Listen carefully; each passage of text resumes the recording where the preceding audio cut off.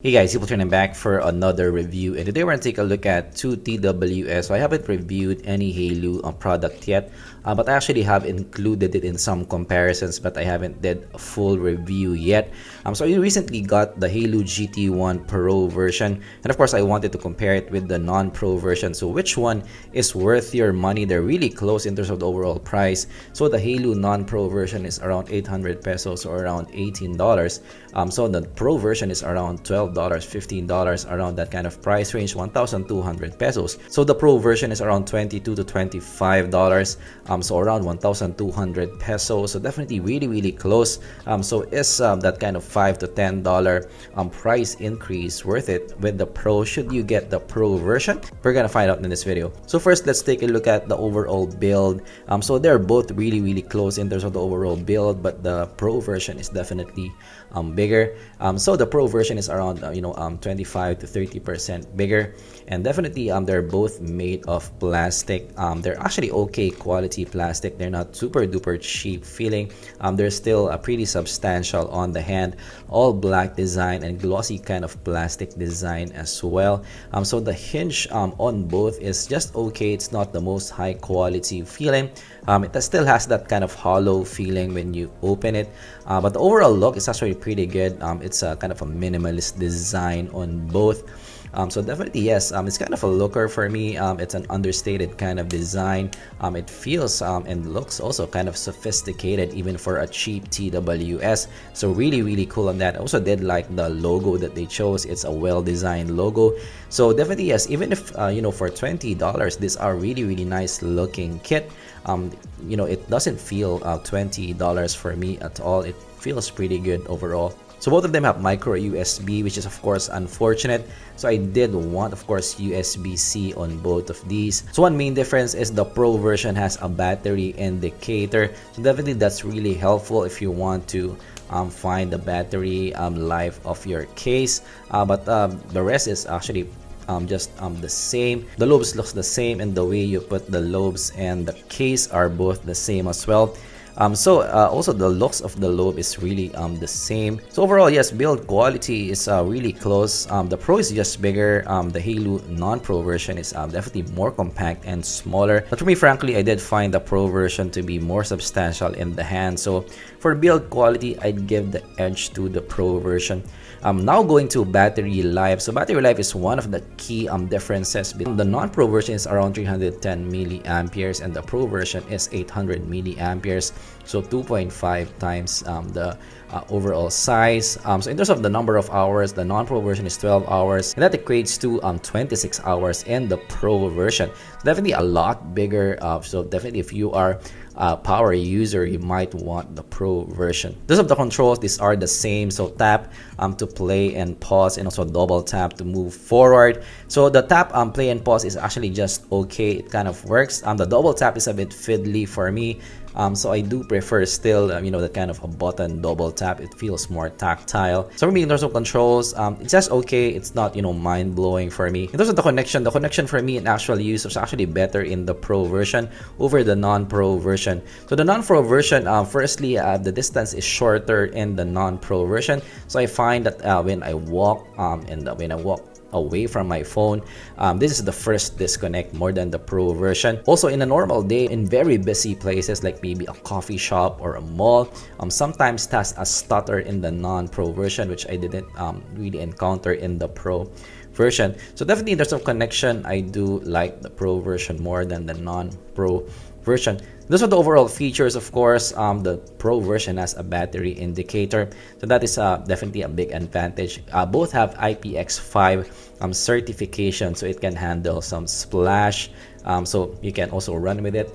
But in terms of the stability on the air, these are of course the same. These are not super duper stable. This has just average stability for me. So still the one with air hooks or maybe fins is more stable compared to these, but you can use this for maybe light workout.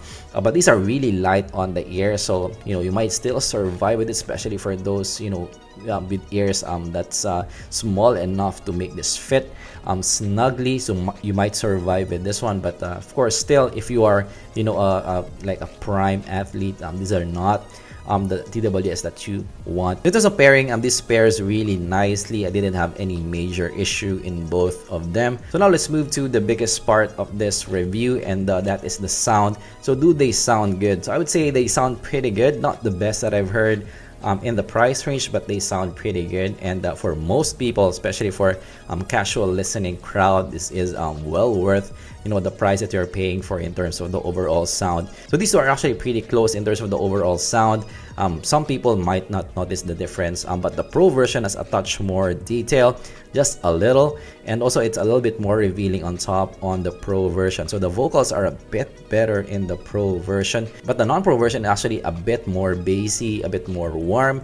But they're really close. As I mentioned, you might not notice the difference. So both have a V-shaped kind of sound with a shimmer on top.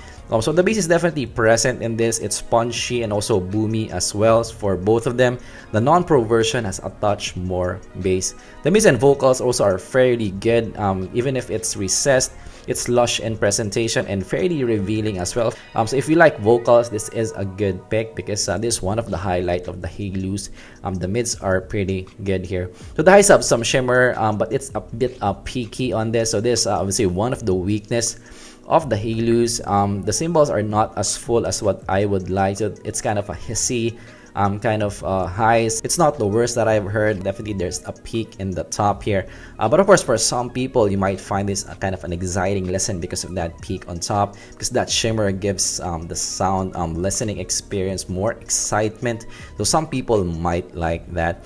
So it's also warmish in presentation, pretty smooth in presentation. Tonality is in the natural side, but yes, the highs are a bit thin on this, as I mentioned. The detail is fair. These are not the most detailed pairs.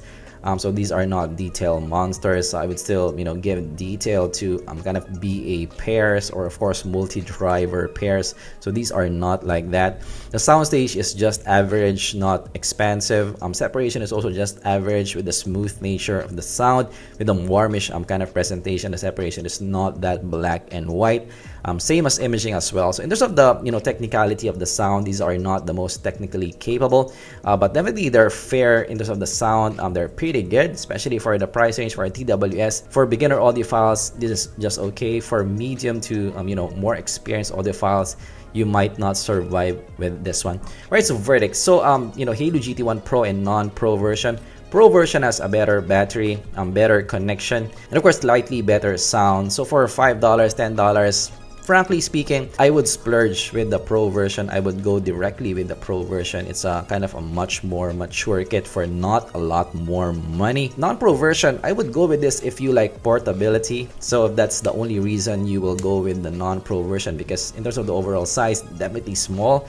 So on your pocket, you will not notice this one. So that's the only thing that the non-Pro version has. But otherwise, I would go for the Pro version. I think it's definitely worth the price that you are paying for.